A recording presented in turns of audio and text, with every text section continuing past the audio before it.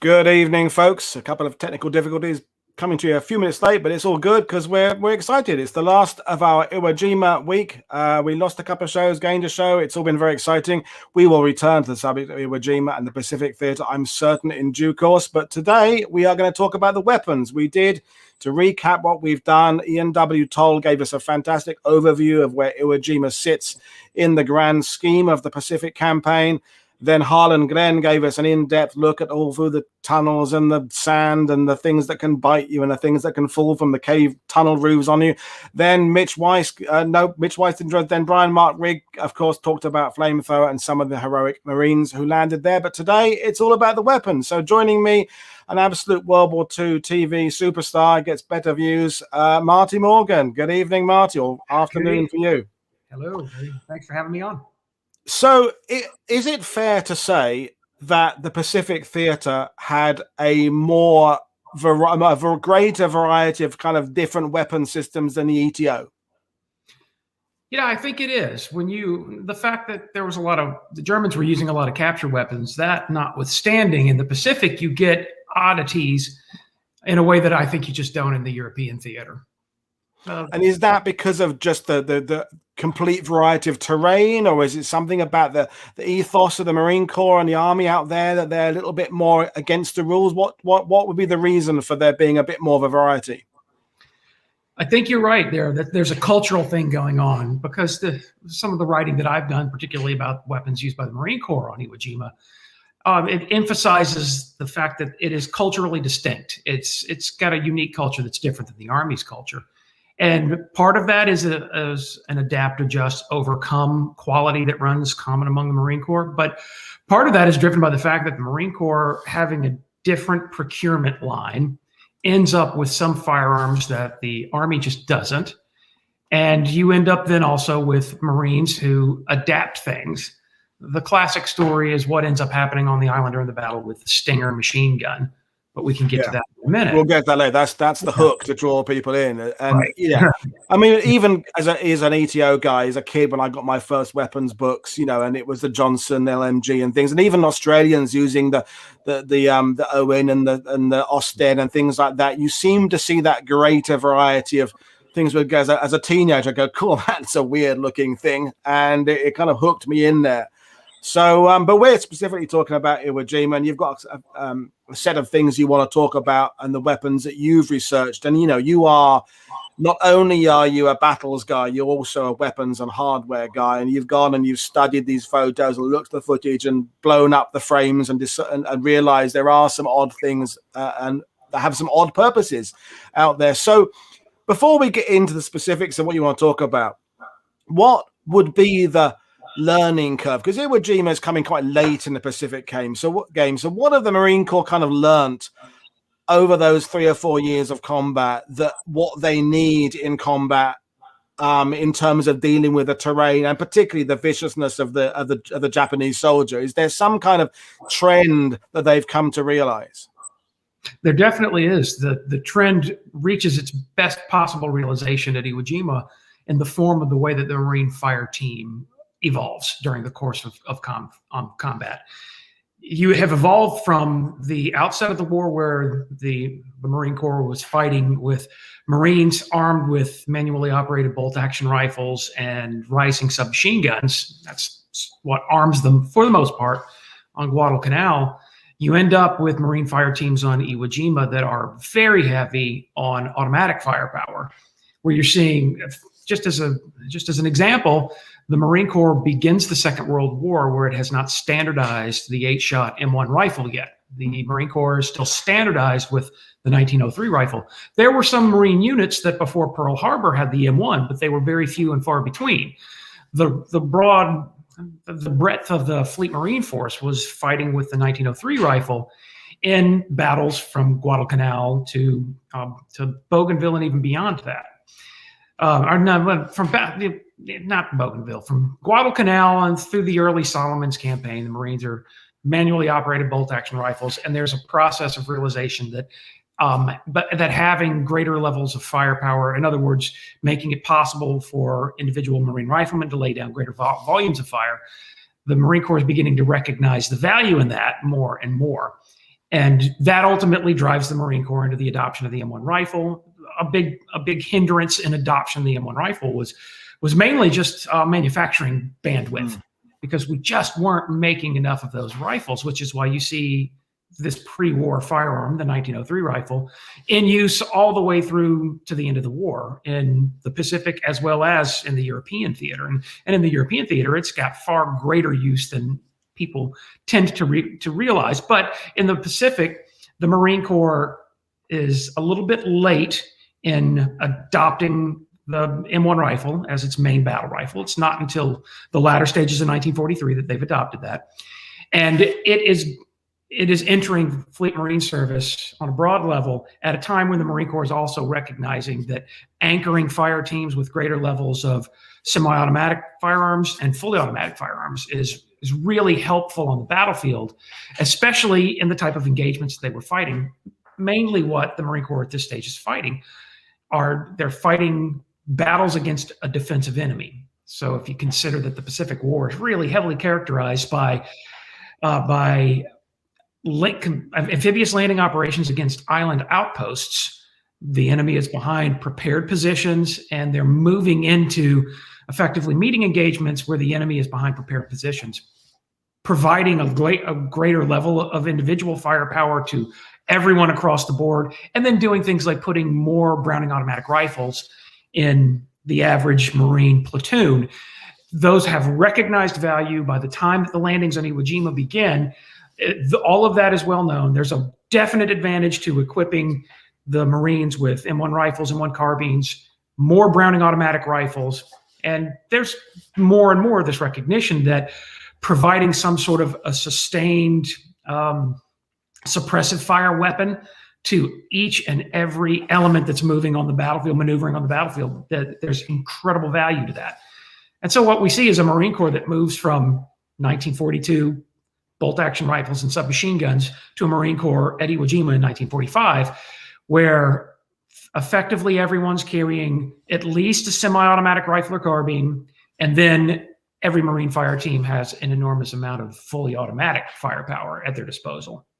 And would also the fact that the ETO, I bring it back to that because that's my thing, is that the British, Americans, and Germans, we've all sort of adopted the same interwar doctrine. We're all sort of playing war roughly the same way. Are people going, no, we're not, Paul, no, we're not. But the Japanese are, the point I'm making is they're distinctly different form of combat. The Banzai charge, I know that's a bit of a cliche, but it did happen a lot in the Pacific, these defensive positions, and also the fact they're going to fight to the death, which you don't really get.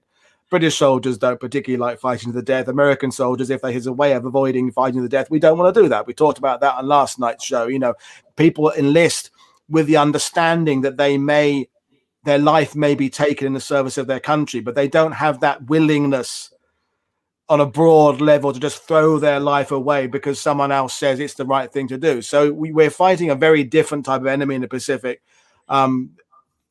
just culturally as well as doctrinally. So I think maybe that has some effect as well. But we're going to start with your topic. So we're going to talk, we've got a PowerPoint presentation, of course, to adopt some things. So, but also we want to remind people that every guest I've had this week has had a personal connection to Iwo Jima and has been to the damn place, because I've said it in the other shows, I can't imagine having anybody on to talk about Iwo Jima if they haven't been there. It is the closest we have, I think, on this planet to an outer worldly environment. I mean, it is the land that time forgot. It's those old sort of 1950s, 60s, you know, animation dinosaur kind of movies, places. I mean, you talk to people about a wheat field in Normandy and a wheat field in Canada and a wheat field in Britain, they're all going to be the same. But volcanic atolls and things like that, it's an alien environment. So I would only ever use people who've been to these places. So you've been there. So tell us who that is in the photo there, Marty.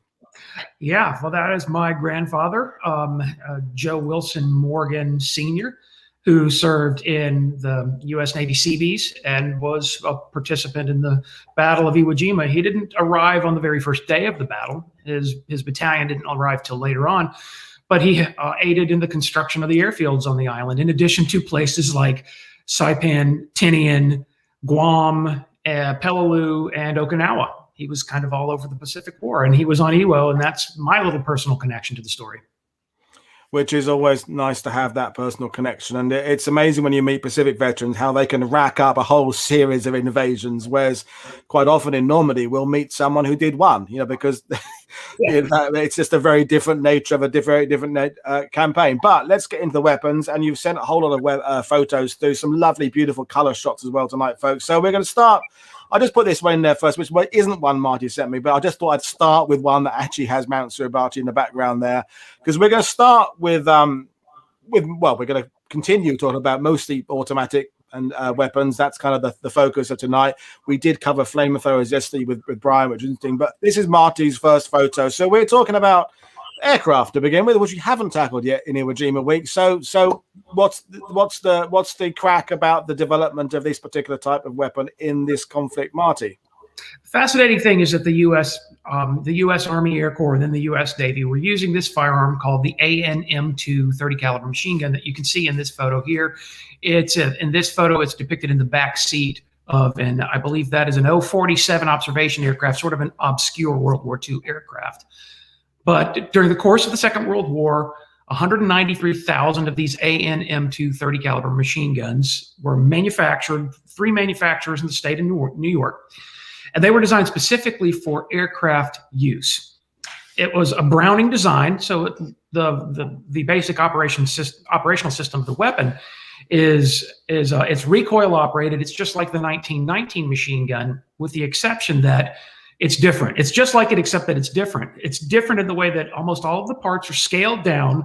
The firearm, instead of weighing 31 pounds like the 1919 machine gun, it weighs just 23 pounds. Everything about it in terms of its operating system is the exact same, except everything's a little bit smaller. The barrel dimension is greatly reduced because the 1919 machine gun's barrel dimension, it's a heavy barrel. The profile is much thicker and much heavier because it's an air-cooled machine gun. And you don't need that much barrel to cool a machine gun that's going to be in the back of an aircraft with a wind of 250 miles an hour passing over it at all times. It makes it quite a bit easier to maintain safe operating temperatures in the weapon system. So the U.S. military has developed this weapon. That weapon, just for the record, is also critical in victory in the Battle of Britain, because we end up making a very large number of them in .303 caliber that arm Spitfires and Hurricanes as well. So the weapon is designed for use in American aircraft, also Allied aircraft. It can be used in 2 different mounting systems. One mounting system was the fixed system that you see frequently, where guns are mounted either in the cowling of the aircraft, firing through the propeller arc, or they're mounted on the wings of the aircraft. Then you have flexible mounts like you see here on a PBY Catalina long-range maritime surveillance patrol aircraft.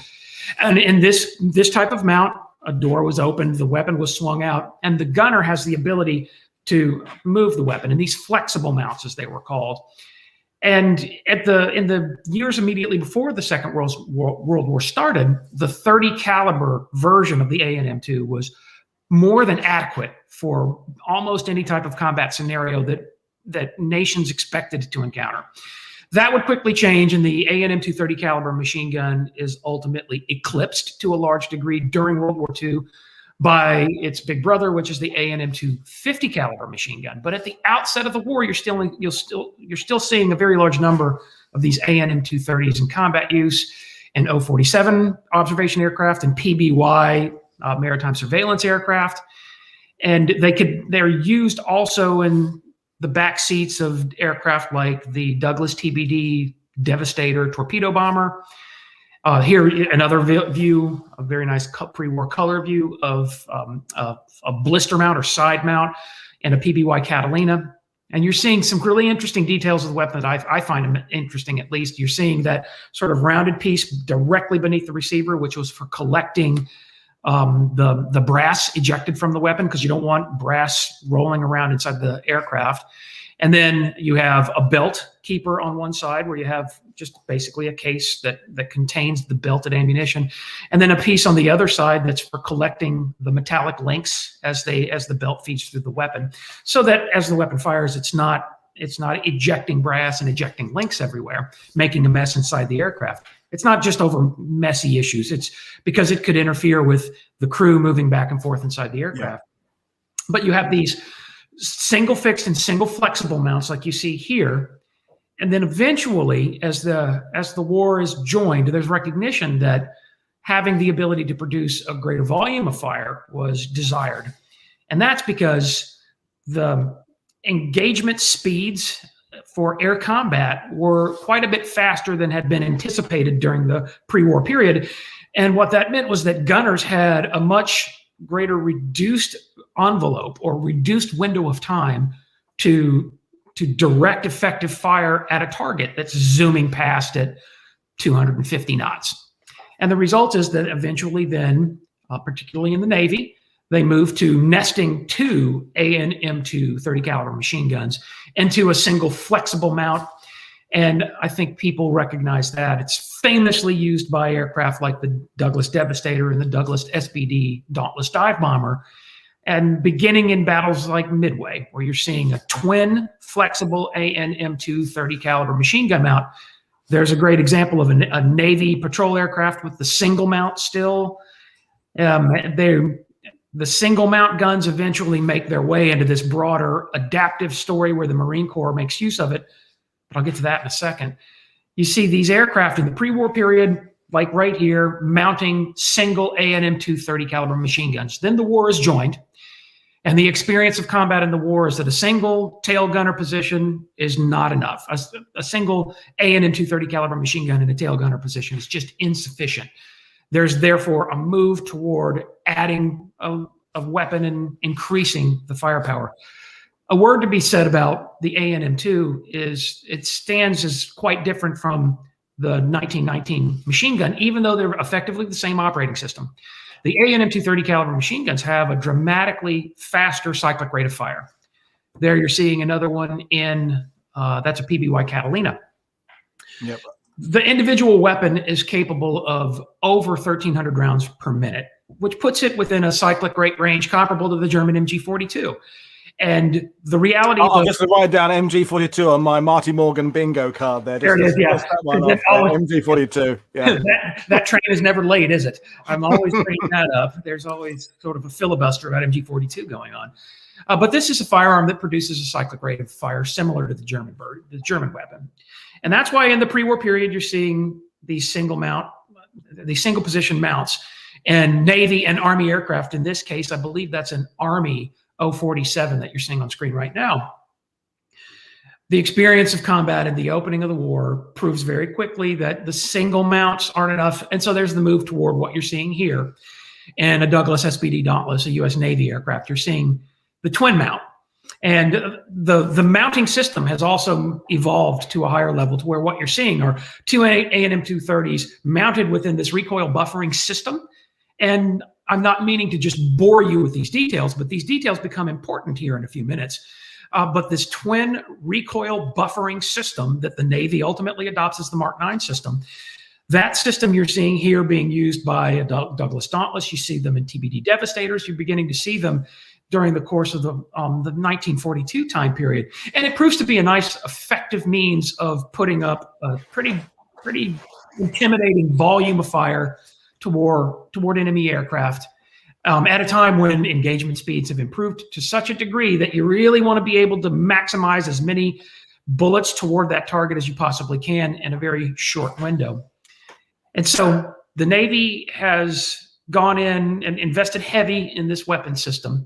But as you know, the aircraft that are characterizing and defining the way that the Navy fights in 1942 look a lot different than the aircraft that are fighting for the Navy in 1945. Yeah. They're increasing in size, weight, speed, armament. And the result is that the AN/M2 30 caliber machine gun begins this slow fade into oblivion. I don't want to say that it's gone out of service entirely, but its importance from 1942 isn't the same as its importance in 1945. It's quite a bit less important, in fact. It's still in use, but aircraft aren't depending on it by 1945 the way that they had in 1942. And to just interject, I mean, we talk about, the aviation improvements. Some other little things I always say is in 1939, I think the Royal Air Force was 45% biplanes. By 45, we had the Gloucester Meteor jet. So 6 years saw an aviation improvement that we will literally never see again. Then there will never be a 6-year period, I don't think, in humankind's history where aviation goes that fast so quickly. But the point I want to make is, it's not just the machine guns and the weapons, it's all the stuff that goes with it. It's the spare parts, it's the manuals, it's the training, it's the familiarization, it's the doctrine and things like that. And we know with sometimes the Germans and Japanese, particularly the Germans, if you have a completely new thing you bring in and you just abandon the old thing, you're wasting all that resource you've built up. And I think it's key to part of our success, although we do have all this production capability, is to not throw out the baby with the bathwater and to continue finding a secondary role for stuff like the Vickers K machine gun, which I was going to be on my bingo card to mention, which comes into a very similar category of taking an aircraft machine gun that kind of becomes out of date in the air and say, okay, how can we put it on jeeps and give the 1st Airborne Reconnaissance Squadron, the SAS, a helping hand? And I think that's something that we did out of necessity, possibly, but also it was in the long term, it helped us win the war by not, giving up on things that we've already got tens of thousands of. And I think is that a good point? That is an absolutely valid point. And if I could say this, I'll take one shot at the Germans here real quick. One thing that I find that people tend to do sometimes that aren't reading every last printed word about the German military in World War II is there's almost a fanboyish admiration for German high-tech weaponry to the extent that I believe many people assume that the Germans were dramatically advanced over the Allies, when in fact they really were not. If anything, German high-tech weaponry that's introduced during the course of the war, much of it, not all of it, but much of it it's introduced too soon. It's still within a development cycle, and the Germans attempt to put it into service use.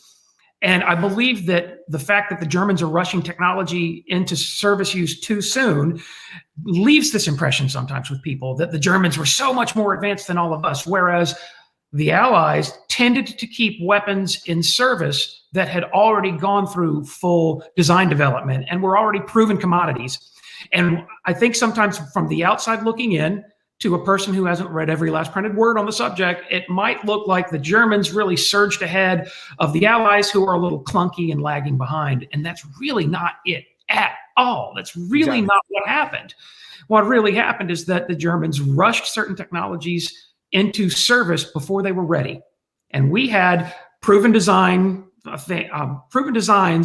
the K-gun that although they, by 45 standards, they didn't look like they were part of the cutting edge, but they worked, and they worked reliably, and we could mass produce them. And so they remained in service. And speaking of adaptive use in the K-gun, point to Hawk. The weapon is adaptively used as in a ground combat setting. Yes, the Desert Rats use it, and it's famously used by them on their Jeeps, but used in combat at point to Hawk. This is an aircraft gun that's adapted for use in ground combat, which is really the broader Iwo Jima story that I'm telling here today, or trying to tell. Yeah, and I think that look if you go into a model shop and look at all the Tamiya kits, how many shelves of different varieties of German half-tracks would there be? Yeah. And yet the Americans have kind of one model, okay, international and white, but a couple of different variants. But it's a much more, it's one design that you tag onto, where the Germans just have a habit of throwing out the design completely, and in gets wheeled in the new one. And I don't know whether the Japanese particularly compare on that level. I think they possibly do a little bit. They're more the German side than our side. But I think this use of the Allied use of pushing on with things that you're familiar with and people have got kind of getting used to, and it's everything that goes into the military would have to go through a teething phase, and that teething phase might last weeks or months or years. And if you've already done the teething phase in the early part of the war, then you've done that. What a shame! What would a pity it would be to throw away all that work, and start again. In the United States, there tends to be this clique of people that believe that the M1 rifle is absolute perfection in design. And the reality is that the M1 rifle went through a teething phase, like you just indicated. And the M1 rifle's teething phase it's bad news. it's a really negative chapter in the rifle's development history, and it is completely whitewashed and forgotten, because what people remember is the fact that teething, they remember the firearm that fought the war and fought the war very well. And by just dropping the needle in late 1941 at the beginning of the war, that overlooks the fact that even the M1 rifle, what everyone assumes to be the perfect rifle design, by dropping the needle in late 1941, you overlook the period of when it went through teething, and it was a problem child for a while. And it was only just sort of, it was only a reflection of the fact that the United States could see war clouds gathering, that we pushed through this teething phase, and the firearm luckily had gotten through this problematic phase and gotten to a dependable phase of its design development before Pearl Harbor. And in this way, people are able to overlook even the warts in the story of the M1 rifle. And I feel like that kind of provides a decent metaphor for some of what we're talking about here. And that is that we've got these pre-war weapon systems that they're working, and they're working well. They're a little bit lacking, and we have to innovate within this realm of, listen, we're not going to stop now, design a new weapon, adopt it, put it through testing, and then put it in service. We're not going to do that, so we have to work with what we have. Really, the only true massive success story of that during the war was one firearm that I can think of that went through this very compressed design development phase and went into mass production, adoption, and service rapidly with almost no teething, and that was the M3 submachine gun, the grease gun. It is a true success story of the best possible design development. But I think that's really only just a reflection of its simplicity, because that's such a simple firearm, such a simple weapon system, whereas an M230 caliber machine gun, that is not a simple weapon system. Even though it's just recoil operation, we had the benefit of John Browning, the greatest gun designer who ever lived, that came up with an extremely effective system. We had the design in place before the war started. The war starts, it's a little bit lacking. And so we have to respond to that. And we respond to that by doing what you see right there in the photograph. Nest two of them together, and suddenly that brings the pendulum back into the safe zone. And suddenly the average tail gunner is capable of producing a volume of fire in a very short span of time that can bring down an enemy aircraft. There's a famous Japanese fighter pilot during the war named Saburo Sakai, who over the island of Tulagi in August 1942, he creeps up behind a formation of Douglas SPD Dauntlesses that are armed with twin flexible A&M 230 caliber machine gun mounts in the tail gunner position. And they hose him and they damn near kill him because he got in too close to that. And that is an extremely dangerous package right there. Two 30 caliber machine guns producing independently 1,300 rounds per minute of cyclic rate of fire. That is an enormous wall of fire that can be directed at you. And it had the effect of teaching Japanese fighter pilots to take it easy. Don't charge in on a Dauntless with a tail gunner position, because that weapon system can bring you down. And just completely aesthetically, if you knew nothing about weapons whatsoever, if I scroll back a couple of photos, I think that one's a good example. That, compared to that, just looks like a sophisticated leap. It looks like it just, I say, if you know nothing about weapons, it just looks better. It looks slicker. It looks more solid. It looks more balanced. It just aesthetically, that looks like it's been designed by someone who knows what they're doing, and it's just an experience. It's just got a look about it. Well, you're right onto something good there, because what you're seeing there is that's at the Douglas plant in El Segundo, California, when they were developing the twin recoil moderated flex mount. And that is reflecting some of the things that they were learning about combat. There was already a recognition of, we got to increase the firepower. Let's put another gun in there. In the pre-war mounts, you may have noticed that they were a bit more open. They used an ammunition box mounted on the side of the weapon. And the ammunition box had a capacity, it could accommodate a belt of 100 rounds, and that was it. And so after 100 rounds, and at 1,350 rounds per minute, you will burn through 100 rounds very quickly. Yeah. And so what this mount was a move toward, providing a greater amount of firepower, to more than 100 rounds, because you'd empty the ammunition box, Then you'd have to reach down to a storage compartment inside the aircraft, mount another 100-round box, open the top cover, put the belt in, close the top cover, work the action. That slowed down the amount of fire that the gunner was capable of producing. And so this mount, on the other hand, it feeds to an ammunition hopper that's below the gunner's seat. And you have both weapons feeding from that hopper. And I think the capacity was, I think it was 2,500 rounds total. So that's an enormous improvement over a single 100-round ammunition box mounted on the side of the receiver. Two weapons feeding from a hopper below your seat.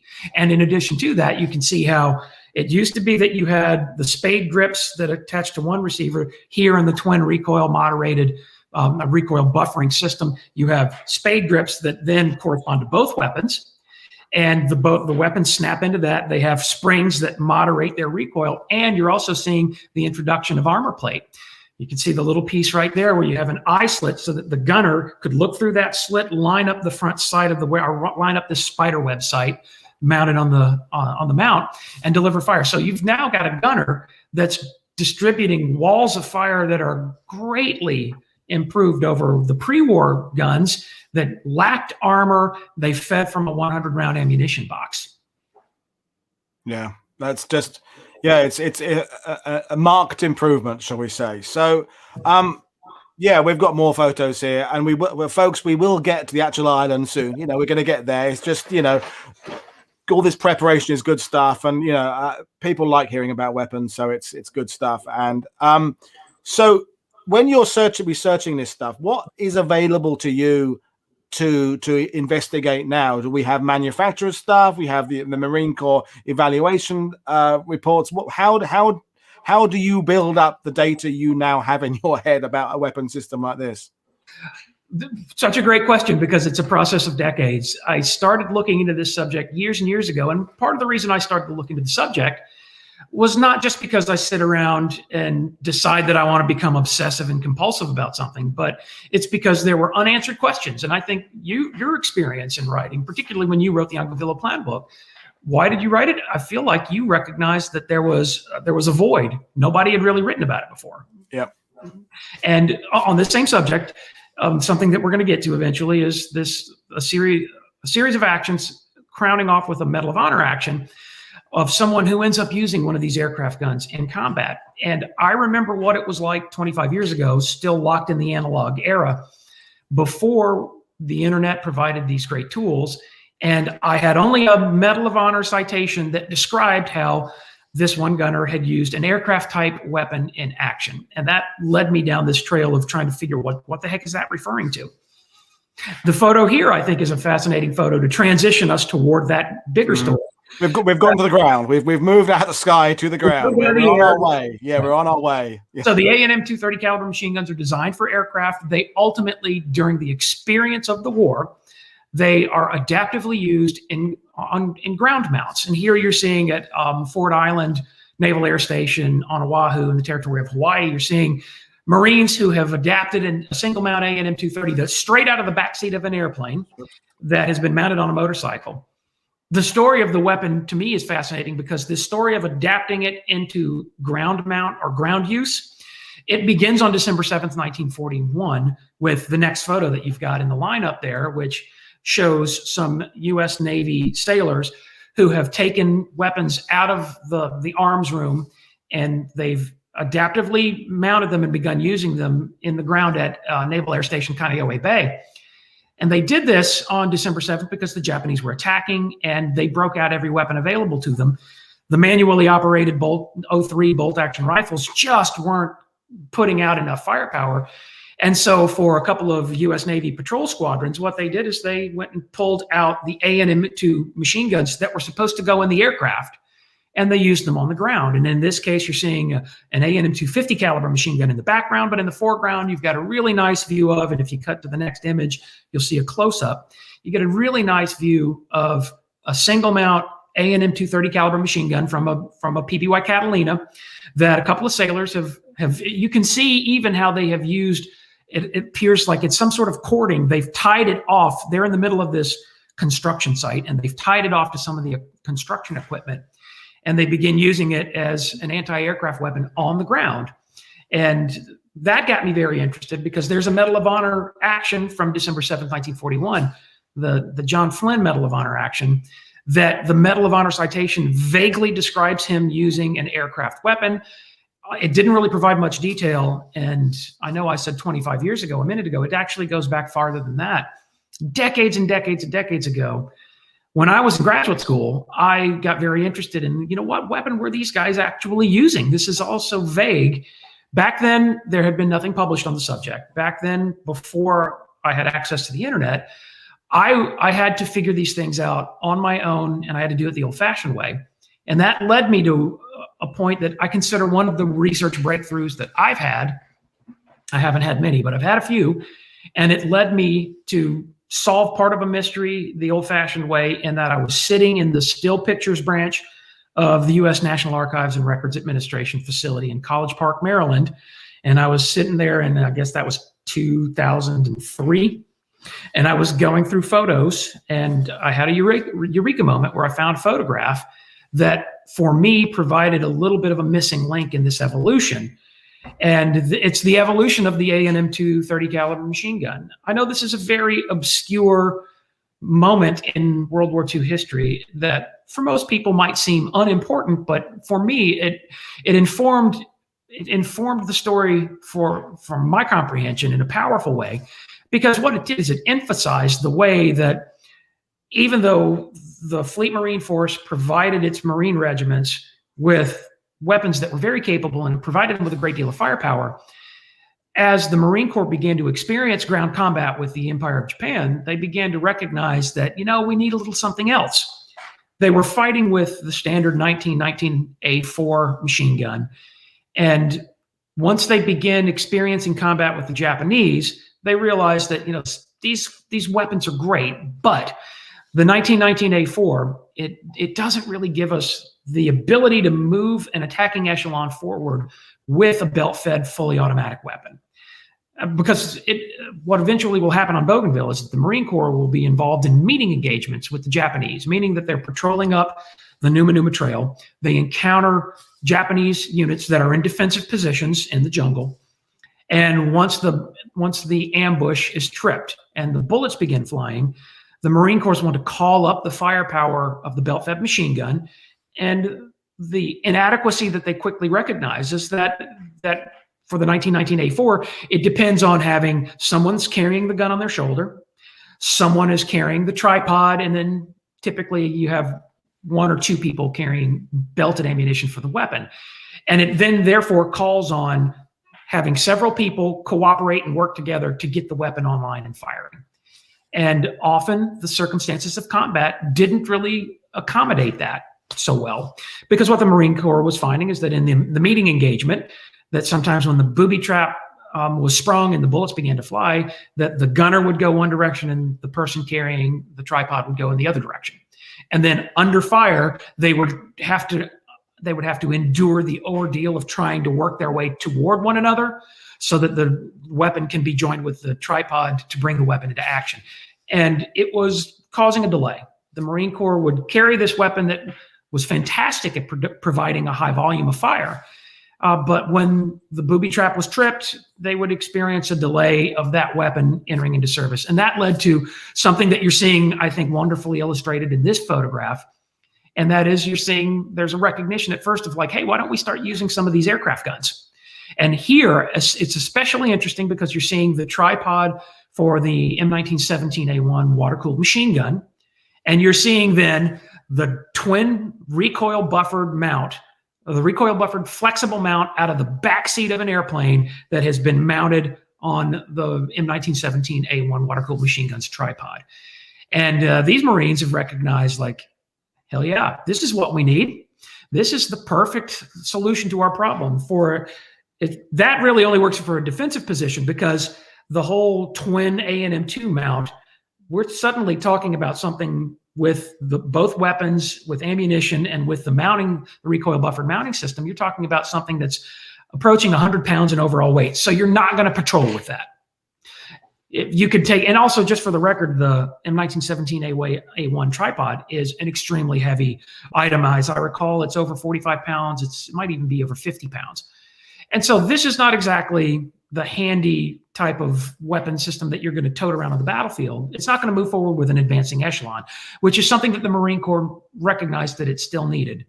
And then that moves us to the next phase of our story, which is the landings at Cape And just to interrupt for a second, because one of the things, the points I want to make is, even as a Brit, we kind of make Chuck Norris type jokes about the US Marine Corps, in that we perceive them as being just such a tough force of guys that they get through the war simply because they're US Marines and they're tough and they're Brit. And that's great. And it's any force that has that kind of reputation, fantastic. But what we're doing today, what you're doing, is you're showing that not only do they have this grit and this toughness, they are also using ideas in combat to augment their firepower. They're technologically adaptable, as well as being just tough guys. It's giving them more of a wider appreciation, because being tough doesn't just win you wars on its own. Being tough is a key element, but being able to improve weapon systems, see what you need in combat, recognize what you're lacking, recognize what you can bring in that would improve your efficiency in combat, is all equally important, but maybe doesn't sit with that mystique of the Marine Corps. Does that make sense, what I'm saying there? It totally does. And if there's one thing that I continue to find so stimulating and engaging about studying this subject overall, I mean, the overall subject of World War II, is that by studying it, I am often brought into a situation where I am admiring courage, honor, and sacrifice, these things that are the most positive attributes of humankind. And as in examples like this, I'm also brought into admiration of just how smart they were, how clever and how innovative they could be. Because if there's one thing I have found, that there is sometimes a reputation that infantry in the Army or in the Marine Corps, that they can be, what are the quips that people use? Knuckle draggers or mouth breathers, that they're just kind of cavemen out there. And I find that not to be the case at all, because I find them to be very, very smart and innovative. And I feel like this story brings great emphasis to that smartness and innovation. The photo that's on screen right now that you're seeing really begins to tell the story very effectively, because this is at Cape Torquina on Empress Augusta Bay, Bougainville, November 1943. And here you're seeing Marines from the 3rd Marine Division who have landed, and what they have brought ashore is an AN/M2 single recoil buffered flexible mount straight out of the back seat of an airplane, probably a Marine Corps Dauntless from Guadalcanal. They have brought this weapon ashore, and they have established this weapon in a defensive position. And this is a fascinating moment in this evolution, because the previous photo showed Marines with a twin recoil buffered flex mount.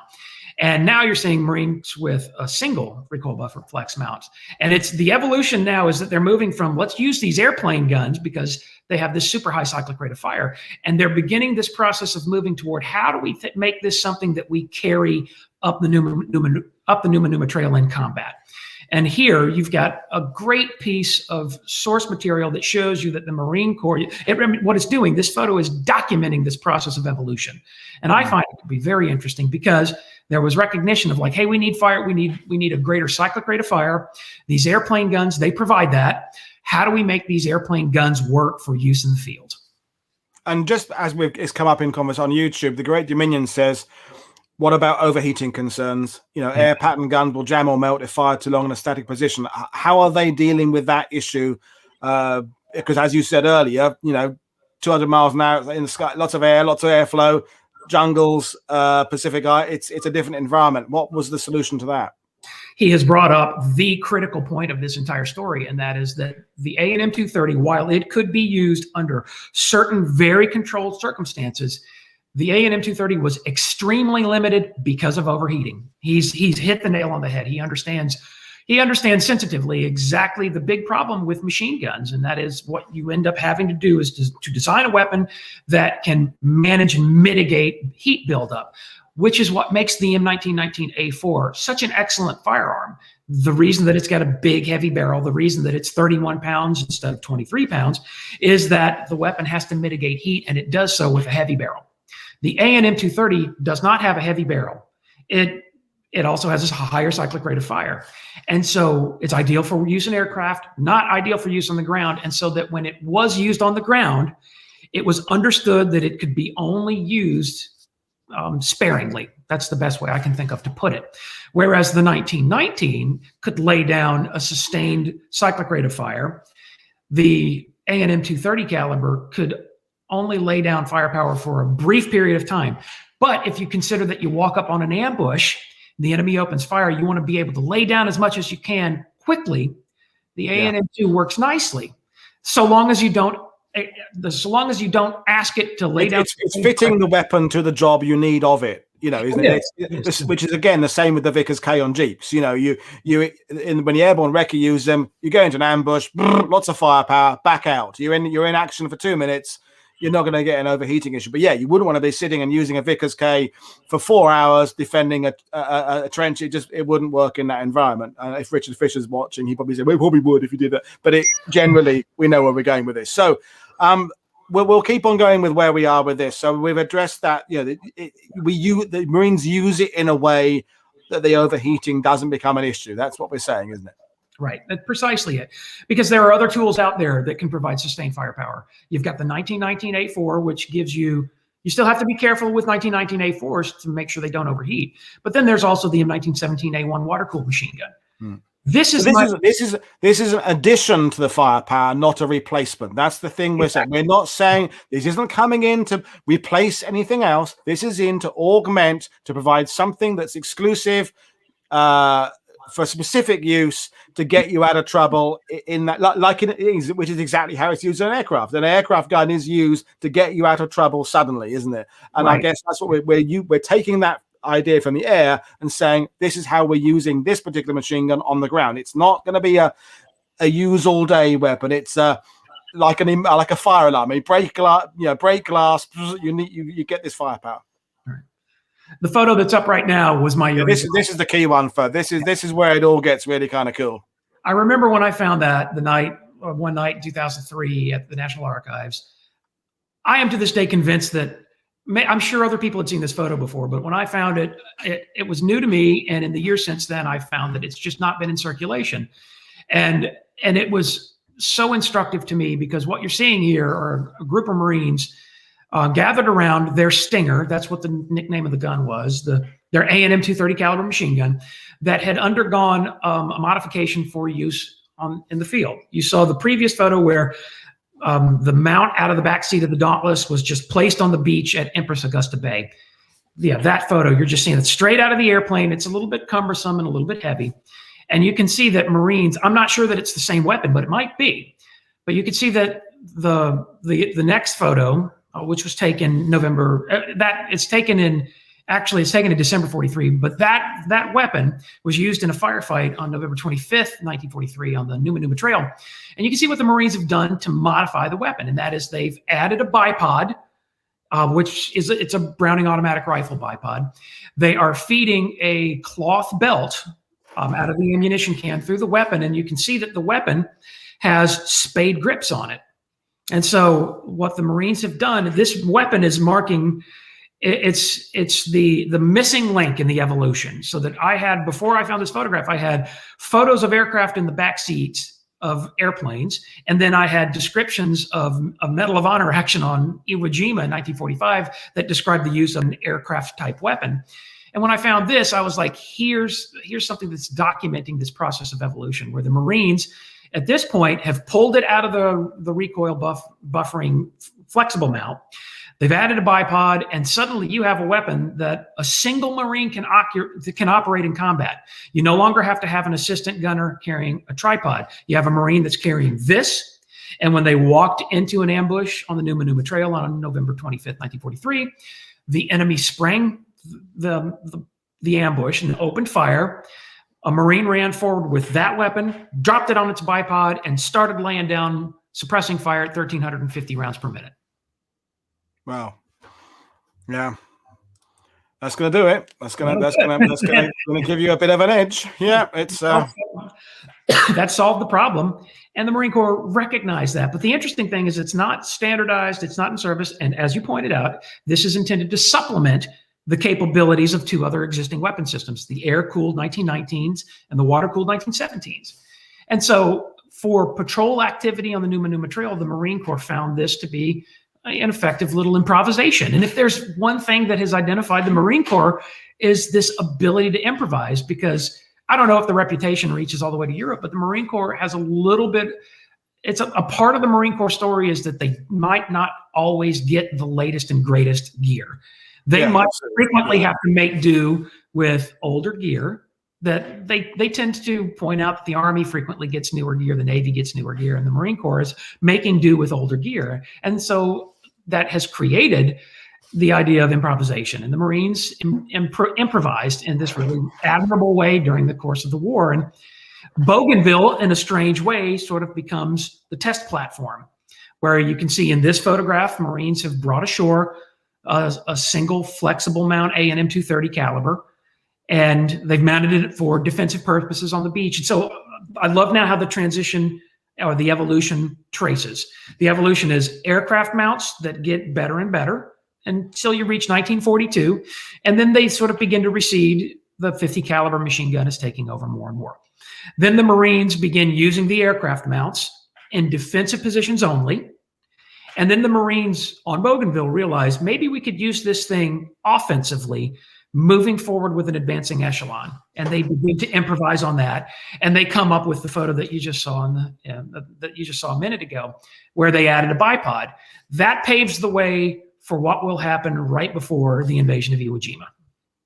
Wow, this is, I mean, I'm enjoying this, and I hope people are as well. So we're at the point now where they've identified that this weapon system can give them an edge, and we're now getting towards the Iwo Jima, which we don't need to recap because people watch it. So this is the big one. This is it. We won't need to list the reasons we need the iron, but it's B-29s, it's P-51s, it's springboard to Japan. It's just, you know, that it's vital, and almost certainly going to be a very, very stubborn Japanese defender who aren't going to want to give up easily. So anything the Marine Corps can bring in to that fight that gives them 0.1% of a greater chance is going to be worth bringing in. So how does it get brought into the Iwo Jima plans? Is it done deliberately? Is the improvisation taken to become standard? What's the state of play? They do it deliberately. And a really interesting aspect of this is that an entirely new Marine division has been formed, 5th Marine Division. And the cadre of officers and senior NCOs, they come from other Marine Corps units that had combat experience. They add a large number of new Marines, many of whom are Marine draftees, but they build the cadre of the division around people that have been in combat. And importantly, during the Battle of Bougainville, you had Marines from the 3rd Marine Parachute Battalion. And Marine paratroopers were a thing that existed up until after Bougainville and Cape Gloucester. And then the Marine paratroop, maintaining a parachute force within the Marine Corps was recognized as no longer being entirely necessary. And so Marine paratroopers were disbanded.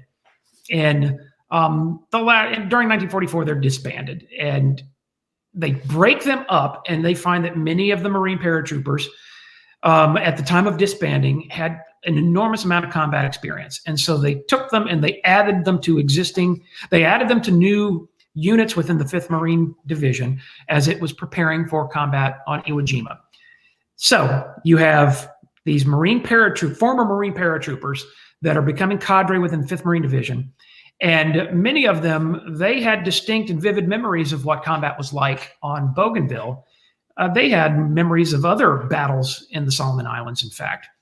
And we know that there were discussions within the division among the former paratroopers of they knew what they were going up against. They knew that they would land against a heavily defended beach and that they would be fighting the type of attritional battle that they had encountered on previous Japanese island outposts. And So they turned back to Bougainville, and some of them remembered, hey, you know, we had that weapon that we used on Bougainville, that thing, the Stinger, those aircraft guns that we modified. And so what we now know is that within the 28th Marine Regiment, specifically within G Company of the 28th Marines, that there was a Marine named Melgrevich who had served on Bougainville, served under conditions where we saw the A&M 230 caliber machine gun in combat, like what you're seeing here. You're seeing an A&M 2 and a single recoil buffered flexible mount being landed at Empress Augustus, landed at Cape Torquina on Empress Augusta Bay, mounted on a Jeep, which I think is interesting. And I think it's the same gun that showed up in the beach defensive positions. And so these former Marine paratroopers, they thought back to Bougainville before they departed, before they boarded the troop ship to set sail for Ogasawara toward Iwo Jima. They rushed to round up as many of the old A&M 230 caliber machine guns as they could get their hands on, realizing that we're going to land on this island that's going to be heavily defended. We're going to be engaged in combat against the enemy in prepared defensive positions. And we really could use that higher cyclic rate of fire from those weapons that we'd used on Bougainville back in 43. And so they attempted to round up as many A&M 2s as they could.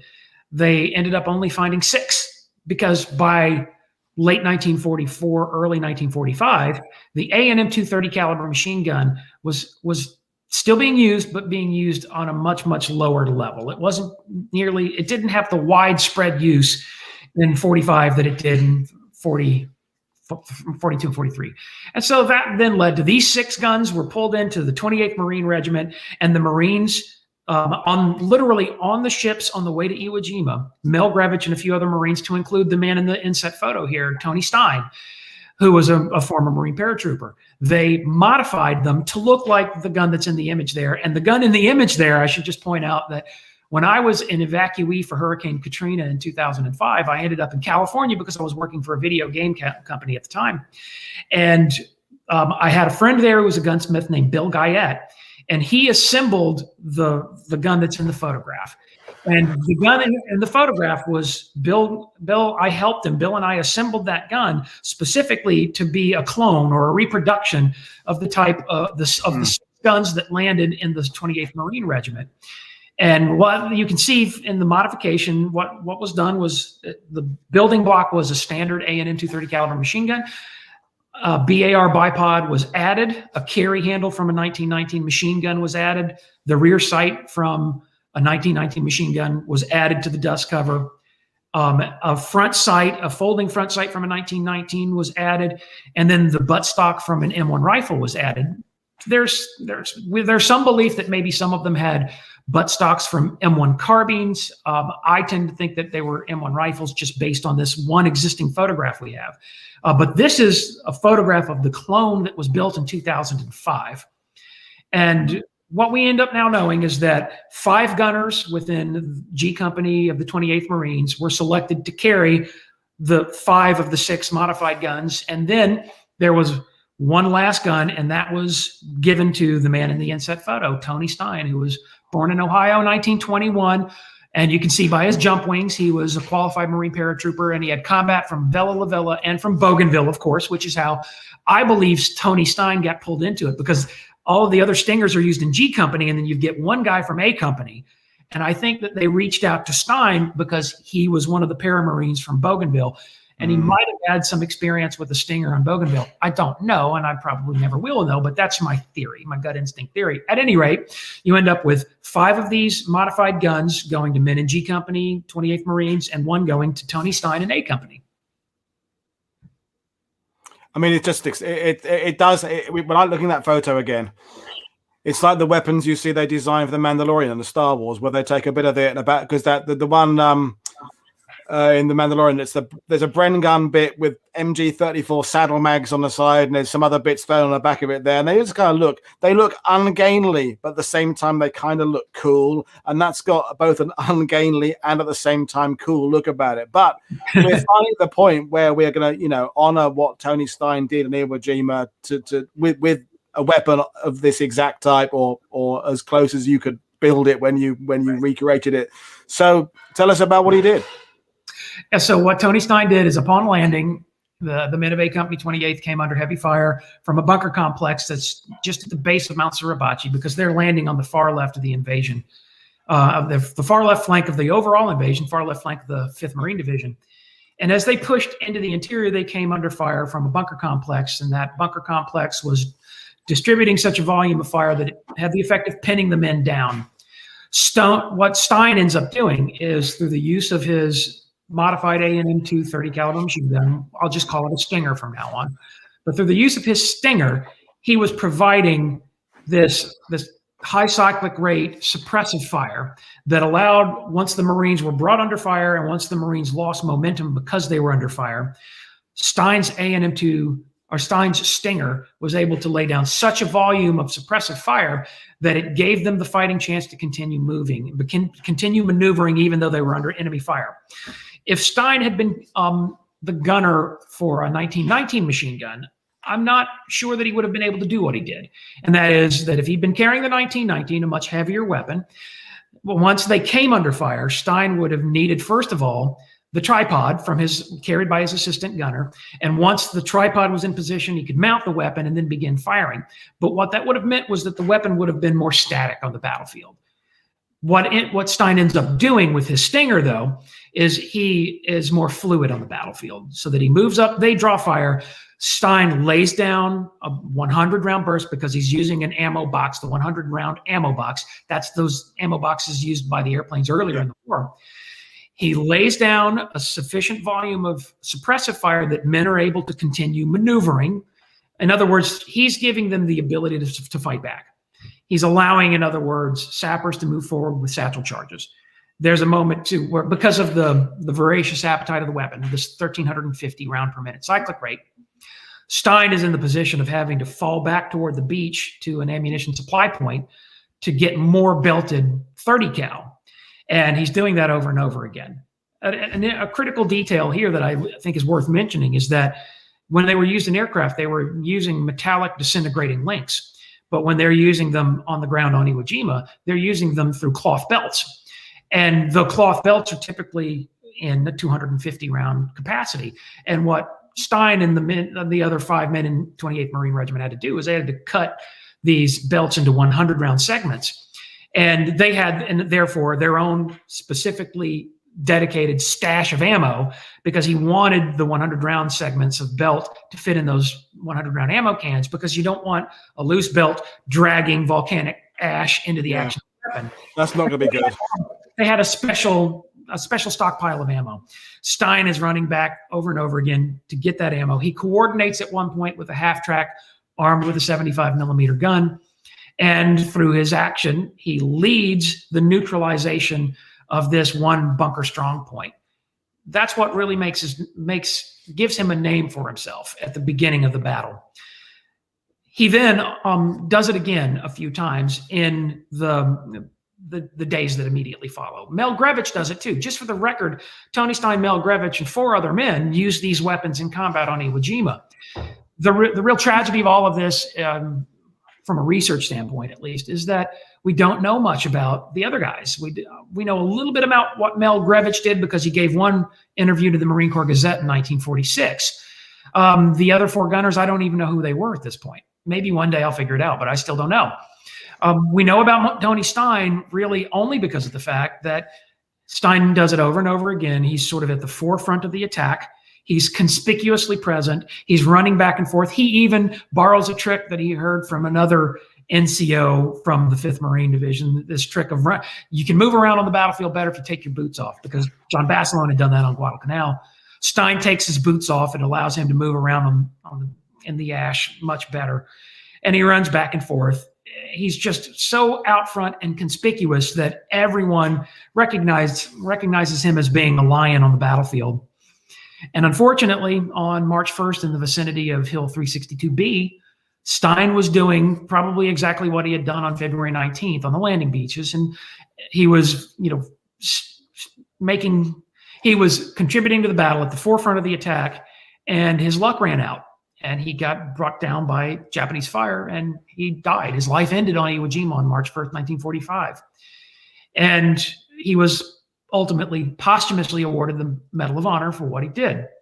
And so he's therefore in the ranks of, I think it's now 488. There have been some additions to the number of medals of honor awarded during the Second World War.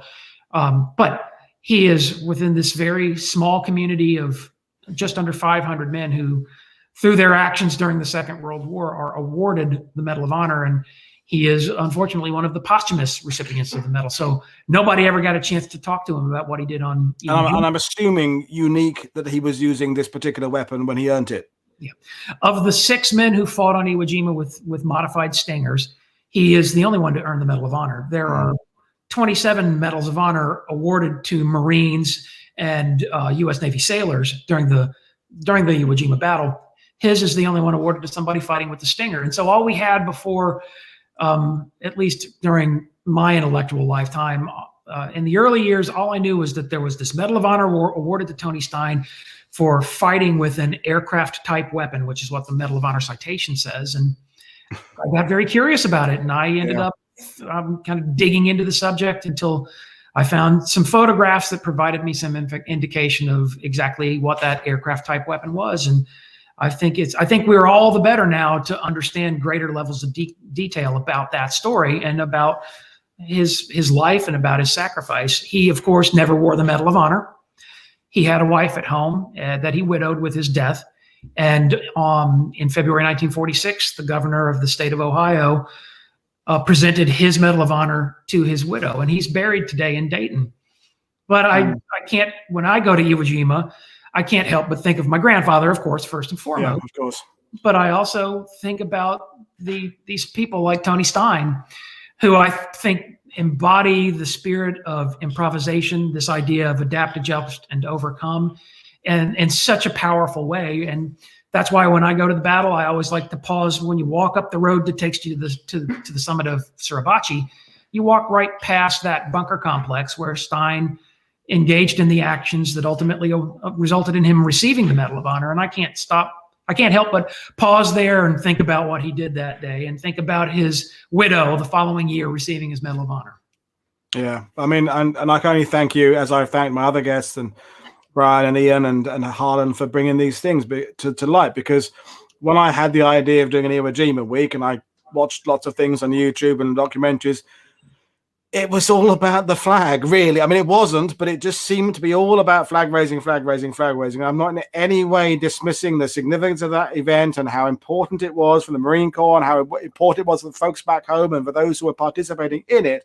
But I just decided there had to be a more to the story of Iwo Jima, little other angles that we can look at to make some interesting viewing. And it symbolizes, as you said, reiterating the fact that the Marines aren't just tough guys. They are that, but they're also innovators. They're also looking at the situation. They're learning the game. They're improving their performance. They're taking every advantage they can possibly take into combat, because it's those little edges that when you add them all up, it makes a difference between victory and defeat. And that I would like to think, as someone who's studied the Allied role in World War II, it's those little edges, those little extra bits we went into that made the difference. And Tony Stein and those other 5 guys made a little difference, which added with the other little differences, make for a significant victory. So, yeah, thank you very much, Marty, for joining us. I know you've got to go and do another podcast later. I've only got one tonight. It was 2 last night. But I've really enjoyed it. We will return to Iwo Jima. We will definitely return to weapon systems as well, I think. And yeah, it's just been extraordinary. And as always, when you come on these shows, we can, as behalf of the audience, thank you very much for your work and all those hours sitting there scratching your head. At least a few people are seeing the credit of it now, as you've done with your magazine articles and your tours, things like that. And it just makes us all keen to get out there and keep on studying. I had a fantastic day out a couple of days ago for James Holland, researching some stuff down in Normandy and working out where machine gun lines were. And this local guy telling us, yeah, that's where the tank was. And you go, oh, God, isn't it great when you get those? They're not eureka moments that change the world, but they're eureka moments to yourself for a day. You think, that's really cool. I didn't know that. Now I do know that. And you feel good about it. So, yeah.